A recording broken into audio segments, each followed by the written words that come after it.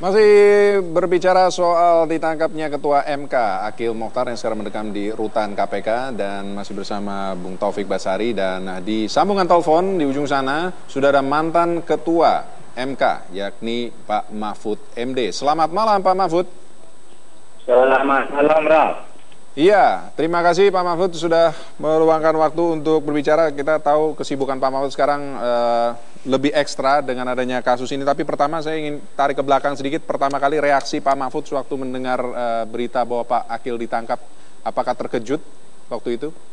Saya semula menganggap itu guyonan ya. Ketika saya ditelepon oleh Mas Elman Saragih bahwa ada informasi itu, saya bilang, Bang Elman itu rumor aja itu. Saya kira hanya orang mau bikin lelucon atau mau bikin kisah macam-macam. Tapi Bang Elman bilang ini A1 Pak katanya. Kemudian saya telepon ke Sekjen bertanya itu, kemudian saya suruh ngecek dia. Ternyata betul bahwa Akil sudah dibawa ke KPK dan saya merasa sangat terkejut dan sedih dan agak panik juga saya, kok bisa terjadi hal seperti itu. Itu aja ketika saya mendengar pertama kali berita itu. Apa ya, kesan Pak Mahfud tentang seorang Akil Mokhtar itu seperti apa?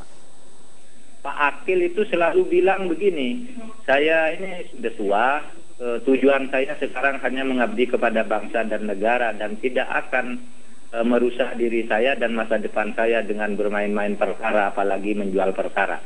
Nah, dia mengatakan itu bukan hanya sekali, tetapi hampir setiap saat kita berdiskusi tentang itu.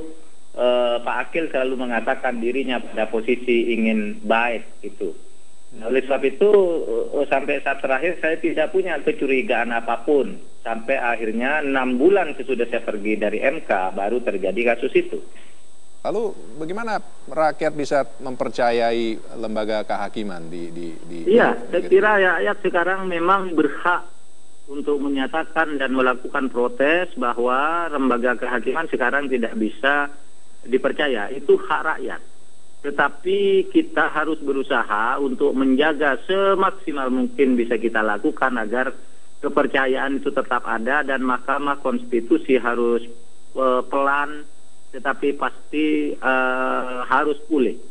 Tetapi memang kenapa rakyat tidak akan percaya? Kasus ini konon ditulis juga di berbagai media internasional sampai ke mana-mana berita ini, karena di dalam sejarah ketatanegaraan baru Indonesia yang memecahkan rekor seorang ketua lembaga yudikatif ditangkap karena tindak kriminal. Nah, jadi ini yang sangat-sangat memukul kita dan merusak citra kita di dalam kehidupan atau pandangan internasional mengenai penegakan hukumnya. Di sini juga ada Bung Taufik Basari. Saya akan bertanya ke Bung Tobas, betul itu ya kata? Ya, saya memberikan konfirmasi atas seluruh apa yang disampaikan oleh Prof. Mahfud yang saya hormati. Jadi memang Pak Akil ini di berbagai kesempatan, termasuk ya di dalam sidang, berulang kali menegaskan bahwa tidak ada uang di dalam proses ini. Jadi misalnya di media sehari sebelumnya misalnya itu muncul berita yang negatif terhadap MK. Kadang di sidang dalam satu kesempatan Pak Akil menyatakan itu tidak ada uang, kalau ada uang berikan kepada kami biar kami telusuri dan kami laporkan. Selalu begitu. Itu yang kadang membuat kita juga menjadi percaya dengan Pak Akil ya, karena memang itu selalu sering diungkapkan meskipun di kanan kiri banyak cerita-cerita yang negatif. Nah, itulah yang akhirnya membuat saya ya kadang ragu, kadang yakin lagi. Itu yang terjadi. Nah, tadi juga Pak Mahfud bilang Pak Akil ini orangnya juga gemar bercanda, termasuk di dalam sidang. Jadi memang sidang-sidang yang dipimpin oleh Pak Akil ini suasananya sangat hidup. Jadi ya sebagai satu kenangan saya rindu juga bersidang dengan dipimpin oleh Pak Akil. Baik. Kalau Pak Mahfud sendiri selama menjabat sebagai Ketua MK bisa cerita nggak ada godaan-godaan apa, tawaran-tawaran apa yang pernah sampai ke alamat Pak Mahfud? Banyak ada yang langsung ketemu saya juga ada, mau memberi sesuatu, ada yang lewat SMS, ada yang kemudian memberitahu bahwa sudah mentransfer uang kepada saya gitu. Jadi tidak ada satupun tapi Pak ya, tawaran atau godaan yang akhirnya Pak Mahfud ambil waktu itu, nggak pernah Pak ya? Oh, pasti tidak. Pasti tidak. Orang akan mengatakan kalau ditanya begitu Pak Mahfud pasti akan menjawab tidak. Tetapi ini bukan karena ditanya, sesungguhnya saya tidak. Untuk apa yang begitu-gitu? Oleh sebab itu kalau saya pernah menerima itu pasti saya tidak akan berani bicara seperti sekarang. Baik. Itu. Terima kasih banyak Pak Mahfud MD sudah mau berbagi bersama kami di News Show. Selamat malam Pak. Ditulah mantan Ketua MK Pak Mahfud MD. Kita berikan tepuk tangan. Jadi kedepannya masih bisa kita berharap bagaimana kita menempatkan harapan kita pada porsi yang tepat lah setidaknya sekarang. Kita tetap bisa berharap, tapi kita juga nggak mau terlalu dikecewakan lagi. Ya, menurut saya harapan harus tetap ada. Karena itulah yang membuat kita punya semangat, itulah yang membuat kita terus bergerak, dan itu yang membuat kita selalu berupaya untuk melakukan perbaikan.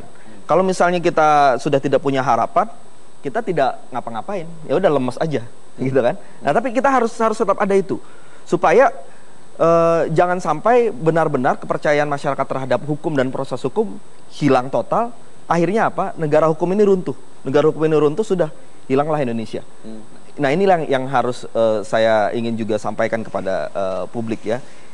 Biarpun sepahit apapun yang kita hadapi, tetap berikanlah harapan itu. Dan jangan terus-menerus kita mengutuk kegelapan, ya cobalah kita nyalakan lilin agar terang akan datang. Baik. Terima kasih banyak Bung Tobas sudah hadir di News Show.